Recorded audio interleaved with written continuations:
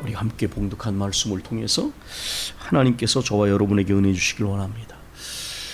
이렇게 저도 평생을 공부해 왔는데 이렇게 공부를 하다 보면 좋은 대화의 파트너들을 만날 때가 있습니다. 이렇게 저는 요즘에 언젠가도 말씀을 했던 월터 브루그만이라고 하는 신학자의 책을 계속해서 읽고 있는데, 그 책을 이렇게 읽게 되는 것은 아주 입장이 균형 잡혀 있고 또 목회 현장을 잘 이해하는 분이다라는 생각이 들어가기 때문입니다. 우리 어느 책에서 이런 얘기를 했습니다. 우리는 보통 현재에 대해서 집착한다. 그리고 미래에 대해서는 열망과 갈망을 한다라고 하는 것입니다. 예언자는, 여기서 예언자는 목회자라는 단어도 바꿔서도 괜찮은데, 만약에 예언자가, 목회자가 현재에만 집착한다면 그의 메시지는 비판적이고 비관적으로 끝나게 된다, 그렇게 말했습니다. 만약에 이 문장을 제 언어로 조금 보완해서 표현하면, 과거나 현재 상황이 어두우면 어두울수록, 암울하면 암울할수록 우리가 거기에 집착하게 될 때에 우리의 생각과 감정은 더 비관적이 되고 비판적이 될 것입니다. 실제로 비판적인 성향이 강한 경우에는 바로 부정적이고 어두운 과거나 적어도 현재에 집착하기 때문에 그런 것이 사실입니다. 브루그만은 계속해서 말합니다. 그러나 예언자가 미래에 대한 열망, 갈망을 품고 있다면 그의 메시지는 활력을 주게 된다, 이렇게 말을 했습니다. 실제로 인간이 희망을 가질 때에 그의 언어가 달라지고 삶에 활력이 있는 것은 인간적으로도 이해할 수 있는 부분입니다. 우리의 언어가 부정적이고 비판적인 데만 머무른다면 그것은 우리가 하나님의 희망의 언어를 망각했기 때문이다. 저는 사역자들과 그리스도인들에게 대단히 중요한 표현이라고 생각합니다. 우리의 언어가 부정적이고 비판적인 데에만 머무른다면 그것은 우리가 하나님의 희망의 언어를 망각했기 때문이다. 이 희망의 언어는 하나님의 말씀에서 시작된다. 모든 것을 새롭게 변화시키시는 참된 희망은 위로부터 주시는 하나님의 선물이다. 저는 그렇게 말합니다.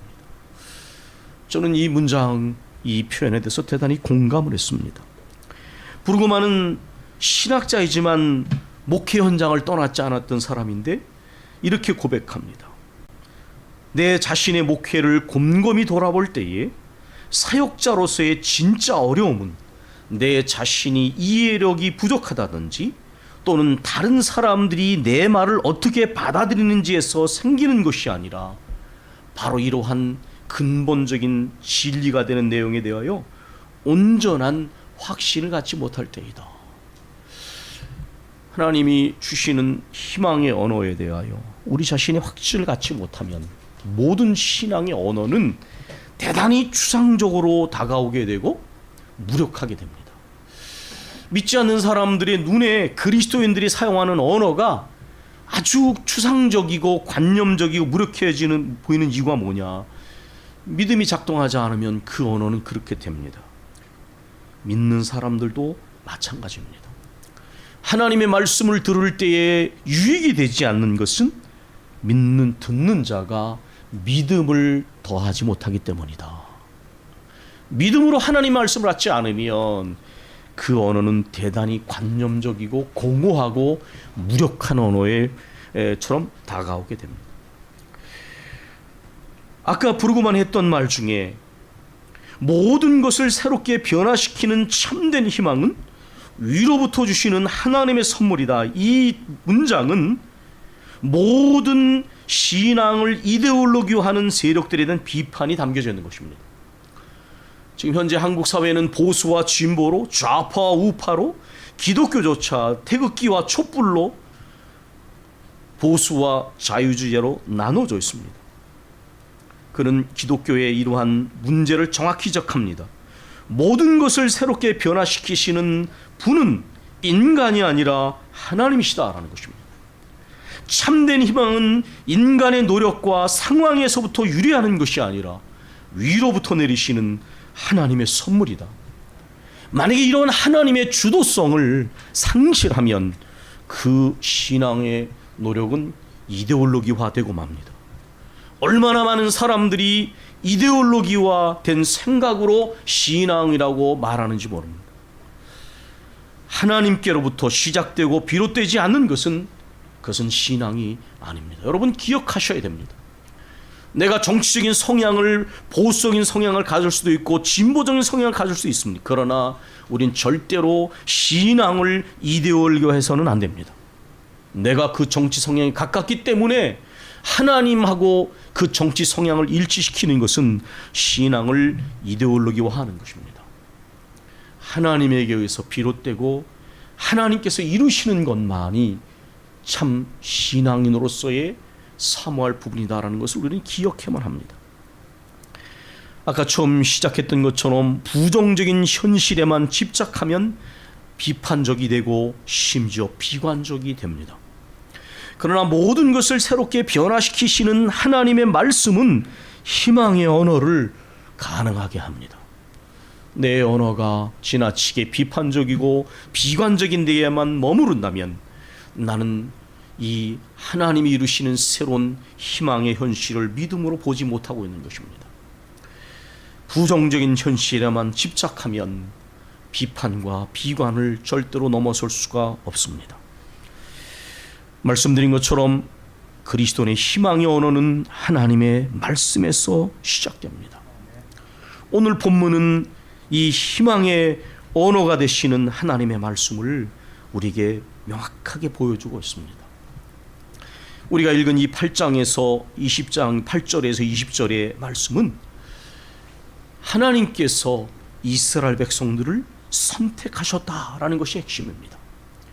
이방 나라들과 달리 하나님께서는 택한 백성들을, 선택한 백성들을 절대로 버리지 않으신다는 것입니다. 그들을 보호하시고 그들을 지켜주시고 회복시킬 것이다 라고 하는 것을 말씀하는 것입니다. 그러므로 어떠한 상황에서나 두려워하지 말라고 8절부터 10절은 말씀합니다. 누구에게나 짓밟힐 수 있는 무력한 버러지같이 느끼는 이스라엘. 왜냐하면 포로로 끌려와 압제받으며 사는 백성은 버러지처럼 밟혀지고 착취당합니다. 이러한 상황에 있는 스스로를 무력한 버러지처럼 느끼는 이스라엘 백성에게 하나님께서는 말씀하십니다. 장차 세계 열방을 심판할 하나님의 도구가 될 것이다 라는 승리의 비전을 보여주고 있는 것입니다. 여러분 말씀드렸죠. 이거 얼마나 공허한 얘기입니까? 나라가 망해서 포로로 끌려가 있는 백성들에게 너희는 두려워하지 말라. 너희는 장차 세계 열방을 심판할 하나님의 도구가 될 것이다. 이 말이 얼마나 비현실적인 이야기냐라는 것입니다. 이것이 바로 희망의 언어의 성격입니다. 저는 언젠가 여러분에게 비전이라는 단어에 대한 설명을 여러 차례 드렸습니다. 비전이라는 단어는 라틴어의 비데레라는 단어에서 왔는데, 비데오라는 나는 본다라는 단어는 우리의 육신의 눈으로 본다는 말도 있지만은 마음의 눈으로 본다라는 의미를 가지고 있다. 그리스도인들에게 마음의 눈으로 본다는 말은 믿음의 눈으로 본다라는 것입니다. 말씀의 약속을 따라 본다는 것입니다. 얼마나 많은 그리스도인들이 믿음의 눈으로 본다고 말은 하지만 여전히 롯처럼 육신의 눈으로 보면서 결국 현실에 눌려서 비관적인 생각을 벗어나지 못하고 있는지 모릅니다. 그러나 그리스도인은 믿음의 눈으로 보는 사람들, 하나님의 약속의 말씀을 따라 보는 사람들인 것입니다. 우리가 40장, 이사야 40장부터 66장을 신학에서는 제2 이사야라고 부르기도 합니다. 다소 복잡한 신학적인 생각들은 빼고 여기에 나오는 내용은 이사야 시대가 아니라 앞으로 100년, 150년 이후에 있을 바벨론 포로와 그 포로 생활에서의 귀환을 배경으로 하여 택한 백성에게 하나님 베푸시는 구원을 말씀하고 있습니다. 여러분, 우리는 나라가 망했던, 그리고 수없는 외침을 받았던 민족이기 때문에 이 나라를 잃어버린 것이 얼마나 큰 일을 불러오는지를 역사적으로 온몸으로 겪은 민족이에요. 병자호란이나 임진왜란이나 여러분께서 조선왕조실록 같은 거를 꼭 보십시오. 거기에 얼마나 민초가 되는 백성들이 형용할 수 없는 고난을 당했는지를 보게 되고, 일본 일제 36년 동안도 우리가 얼마나 큰 고난을 받았는지 그 후유증을 아직도 우리가 벗어나지 못하고 있지 않습니까? 남유다가 멸망했을 때 남유다 사람들은 하나님이 마치 저 이방 신들과의 대결에서 패한 것처럼 생각할 수도 있을 것입니다. 왜냐하면 분명히 이방 신을 섬기는 그들과의 싸움에서 남유다는 패배하고 이미 북왕국은 멸망했고 남유다도 멸망해서 포로로 끌려갔기 때문입니다.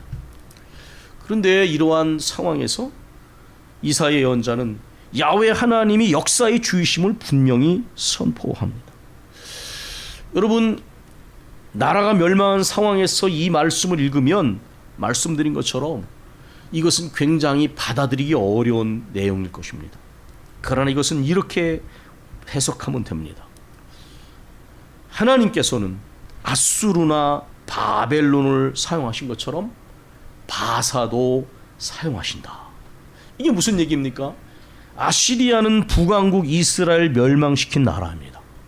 바벨론은 남왕국 유다를 멸망시킨 나라입니다. 처음에는 아시리아가 강대국이었고 바벨론은 별로 존재감이 없었습니다.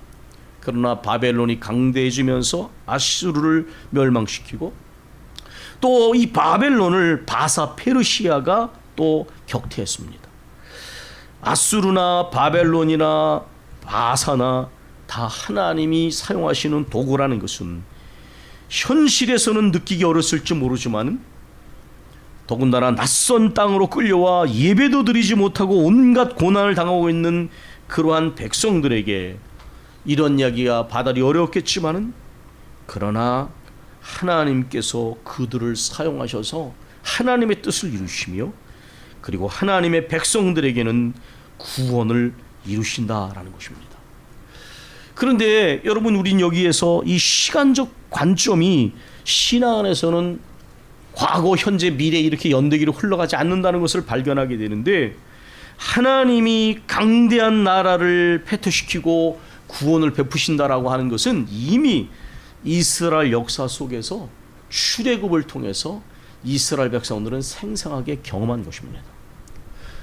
역사적인 시차는 있지만은 그러나 하나님께서는 그때도 바로와 모든 병거를 홍해에 처박아 놓으셨습니다.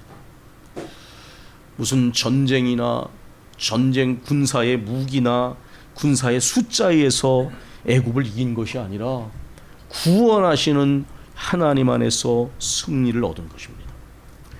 하나님께서 아수르나 바벨론이나 바사도 하나님이 사용하시는 도구에 불과하신다면, 또 출애굽을 이루신 하나님이 이스라엘 백성들을 구원하셨다면 그 하나님은 지금도 능히 모든 택한 백성들을 구원하시는 하나님이시다라는 것입니다.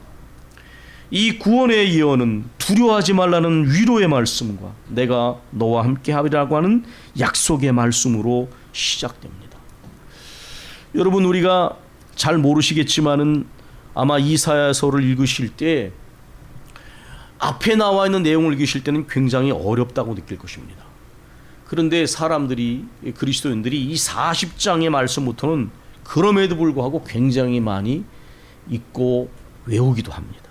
예를 들면 40장 마지막 부분에 야곱아 어찌하여 내가 말하며 이스라엘은 내가 어찌하여 내 길이 여호와께 숨겨졌는가? 너는 알지 못하느냐? 오직 여호와를 앙망하는 자는 새 힘을 얻을 것이다. 독수리같이 새 힘을 얻을 것이다. 하나님은 결코 피곤하지도 않으시고 건비하지도 않으시다. 이 말씀 그리스도인들이라면 다 알고 있는 말씀입니다. 오늘 10절에 나와 있는 두려워 말라, 놀라지 말라, 나는 네 하나님이 되며 내가 너를 도와주고 너를 굳세게 하리라. 참으로 의로운 나의 오른손 너를 붙들리라. 많은 그리스도인들이 이 10절을 외우고 특별히 삶의 역경 가운데 이 말씀을 붙잡습니다. 여러분, 이것은 무엇입니까? 신앙의 언어가 갖고 있는 성격을 그대로 보여주는 거예요. 만약에 현실에 집착하는 사람이라면, 그리고 이 말씀을 믿지 못하는 사람에게는 그 어두운 현실에 눌려가지고 낙심하고 절망하고 비판적이고 비관적인 생각으로 말하고 행동할 거예요. 그러나 그 상황에서도 하나님은 나를 택하여 버리지 아니하시고 나와 함께 계시고 나를 도와주시고 나를 구원하시는 하나님이시다. 마치 이스라엘 백성들이 과거의 출애굽 사건을 통해 하나님을 구원을 경험한 것처럼 이 말은 그냥 억지로 하는 말이 아닙니다. 우리 신앙인들은 과거의 체험을 가지고 있습니다. 지나간 날 동안에 질병 가운데서, 큰 슬픔과 괴로움 가운데서, 도저히 해결할 수 없는 일 가운데서 하나님께서 우리를 구원하신 구원 사건을 우리는 알고 있습니다. 그러나 그 과거에 일어났던, 우리가 경험했던 하나님의 구원은 과거의 추억이 아닙니다. 그것은 현재 나에게 희망의 언어를 가능하게 하는 사건이고 미래를 향하여 나가게 하는 능력이 되는 것입니다. 이스라엘에게는 과거가 현재가 되고 미래가 되는 것이죠. 우리가 이 그리스도인들에게 이 시간의 의미를 우리가 잘 이해해야 합니다. 나의 종이라고 하는 표현은 하나님의 구원 사역에 특별히 부름받았다라고 하는 것을 의미합니다. 나의 택한 야곱, 하나님께서 친히 선택하신 하나님의 소유다라는 의미입니다. 나의 벗 아브라함의 자손아. 아하브라고 하는 이 단어, 약하게 발음을 아하브라고 하는 단어인데 허물 없이 자연스럽게 대화를 나눌 수 있는 친구 관계에 사용하는 단어인데, 하나님께서 나의 벗 아브라함의 자손아, 그렇게 말씀하셨습니다. 아브라함의 자손이라는 것은 하나님의 언약을 상속받은 민족, 하나님과 친밀하고도 특별한 관계에 있는 민족임을 강조하고 있는 것입니다. 우리가 읽은 8절 그 전에 나와 있는 내용은 이 바사왕 고레스와 관련된 내용인데, 여러분 나중에 한번 읽어보십시오. 아까 말씀드린 것처럼 세계 열강이 아시리아에서 바벨론으로 패권이 바벨론에서 바삭, 페르시아로 바뀌어지게 됐는데, 여러 민족들이 바사왕 고레스 앞에 두려워하는 그런 상황입니다. 그래서 그들이 연합 전선을 형성해서 대항하려 하고, 그리고 또한 우상을 의지하는 장면이 바로 그 7절까지 나와 있는 장면입니다.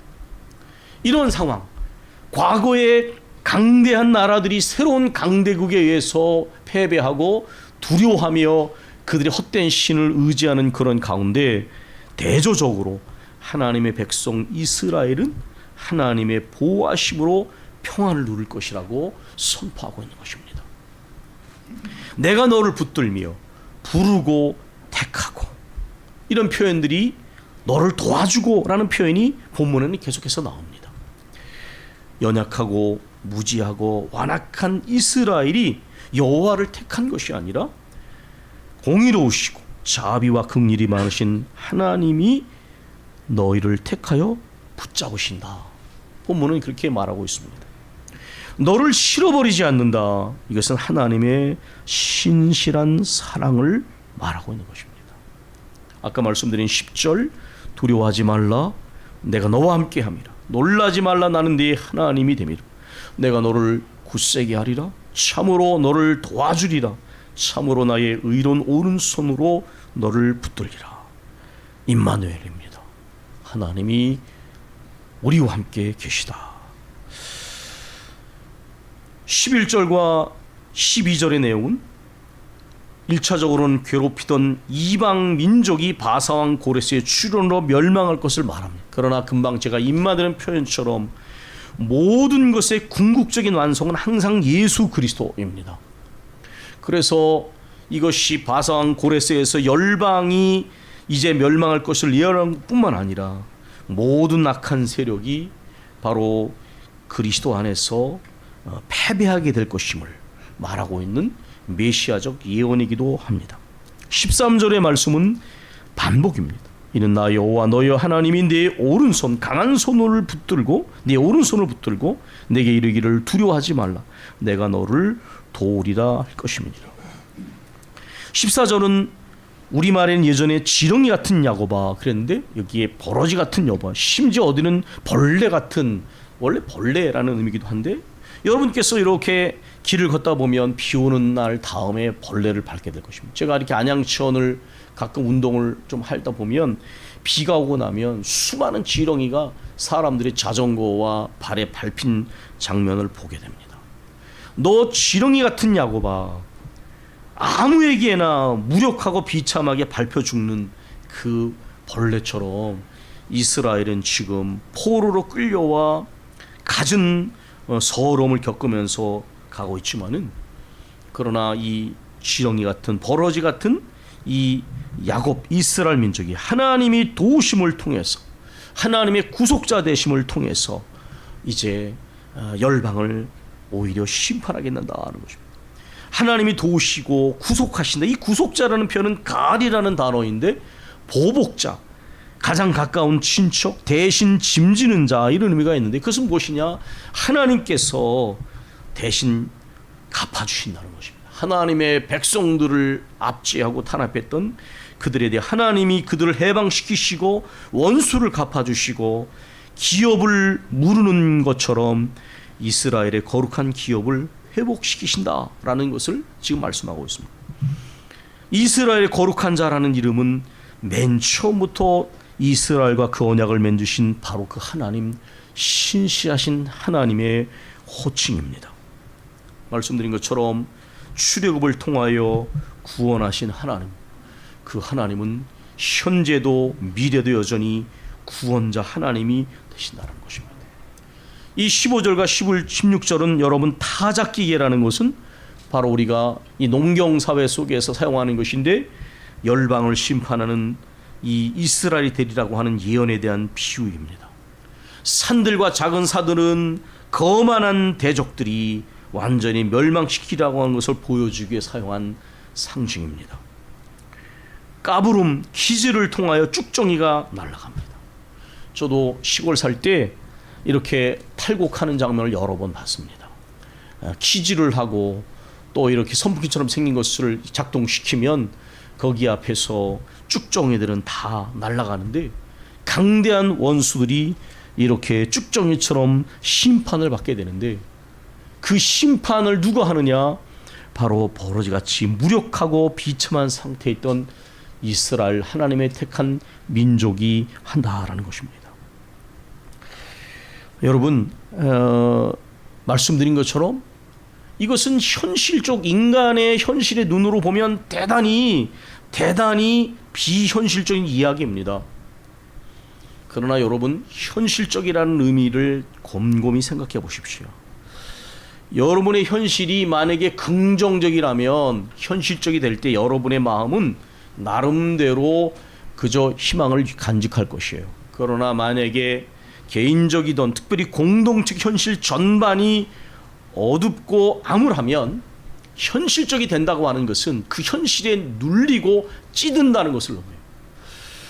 저는 학교에서도 그렇고 목회하면서도 그렇고 얼마나 많은 사람들이 여러 가지에 눌려있는지 참 많이 보았습니다. 과거의 성장 배경, 상처, 과거의 환경, 이런 것들, 현재 자신이 처해 있는 그런 상황에 눌려서 헤어날 줄 모릅니다. 겉으로는 정상적인 것처럼 보이지만 그 마음의 생각은 부정적인 생각, 비관적인 생각으로, 상상으로 가득 차 있는 사람들이 얼마나 많은지 모릅니다. 그런데 새로운 희망을 불러일으키신 하나님의 말씀은 다르다. 이런 상황에서도 하나님의 구원, 하나님의 회복시키시는 역사를 바라보며 그 현실을 이겨낸다 하는 것입니다. 아마 우리의 완전한 구원은 치유 때 구원이 완성되고 치유 심판이 이루어질 것입니다. 그러나 우리는 오늘을 살아가면서 하나님께서 우리를 택하셨고 끝까지 사랑하신다. 그리고 우리를 보호하시고 우리를 들어서 사용하신다라고 하는 것, 이것을 우리가 고백하게 되면 그 고백 속에 우리가 새로운 희망을 얻게 된다는 것입니다. 제가 오늘 설교의 제목을 주님과의 관계 이렇게 했는데요. 특별히 이 설교 제목을 붙인 이유는 다음과 같은 대조적 표현 때문이었습니다. 나의 벗 아브라함의 자손아 라는 표현과 너 지렁이 같은 야곱아. 물론 이 지렁이 같은 야곱아라는 것은 이스라엘이 지금 겪고 있는 보편적인 이 압제 상황을 말하는 것입니다. 그러나 하나님께서는 왜 너 지렁이 같은 아브라함아 그렇게 부르지 않으시고 왜 지렁이 같은 야곱아 나의 벗 아브라함에 이렇게 부르셨을까요? 그것은 저는 이유가 있다고 생각합니다. 하나님께서는 창세기에 보면 소돔과 고모라 성을 심판하실 것에 대하여 아브라함에게 미리 고지하셨습니다. 내가 하고자 하는 것을 나의 종에게 알리지 않겠느냐. 아브라함은 하나님과 매우 친근한 관계에 있는 사람이었어요. 그래서 때로는 당돌아리만큼 자기 생각을 소돔과 고모라 성의 심판에 대해서 말씀드리잖아요. 그는 하나님과 굉장히 친근한 벗 같은 존재였어요. 그러나 야곱은 어땠습니까? 야곱은 하나님께 가까이 가는 것이 찬송가 338장처럼 십자가 침같이 고생이 됐어요. 그는 인간적으로는 대단히 영리한 사람이었지만은 그러나 그의 완고한 자아가 깨어지기까지 아주 많은 시간들을 필요로 했어요. 물론 하나님께서는 하나님의 택하심은 인간의 어떤 행위를 넘어서는 거예요. 그래서 아브라함처럼 하나님과 친근한 관계에 있는 사람뿐만 아니라 야곱처럼 많은 연단을 받고 하나님을 깊이 두려워하게 되고 하나님 앞에 경건한 사람으로 변화된 야곱일지라도 하나님은 택하셔서 실어버리지 않으셔서 그러므로 그 끊을 수 없는 사랑 그 크신 은혜를 보여주셨어요. 그러나 저는 이것을 말씀드리고 싶어요. 아브라함같이 하나님의 친근한 벗이 되는 사람으로 하나님과 관계를 맺는 사람이 있는가 하면 하나님과의 관계 속에서 음침한 지렁이처럼 연단과 역경과 고난을 통해 하나님께 가는 사람들도 참 많이 있는 것 같아요. 시편의 말씀은 이렇게 말씀하잖아요. 너희는 노새나 그런 말처럼 되지 말아라. 저것들은 자갈과 굴레로 단속하지 아니하면 너에게 가까이 나오지 않는다. 우리는 그렇게 가서는 안 됩니다. 하나님 앞에서 아브라함처럼 아브라함이 하나님의 친근한 벗이 되었고 아브라함도 하나님을 친근한 하나님 모신 것처럼 우리 그렇게 가야 돼요. 제가 사실 이 설교를 준비하면서 제 마음속에 그런 생각이 많이 있었어요. 우리 장로님들, 우리 안수집사님들, 우리 권사님들이 또 우리 집사님들과 청년들과 제가 참으로 하나님을 아브라함처럼 벗으로서 친근하게 모시고 살아가는 신앙생활을 했으면 좋겠다. 역경과 고난을 당하고 매를 맞고 하나님께 가까이 나오는 사람이 돼서는 안 됩니다. 그것은 과거로 족한 거예요.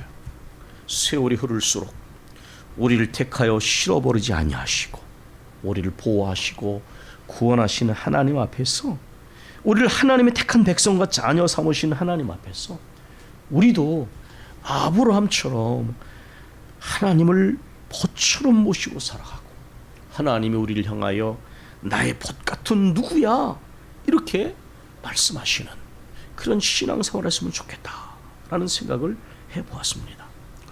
하나님께서 우리를 택하여 우리를 붙잡으시고 우리를 지키시고 붙드시며 우리에게 구원을 베푸셔서 우리의 입술 속에 희망의 언어 가운데서 찬송과 순종으로 나가 계신 하나님을 이해는 아니 우리 남은 생애에는 정말 벗처럼 모시고 살아가는 저와 여러분이 되기를 소망합니다.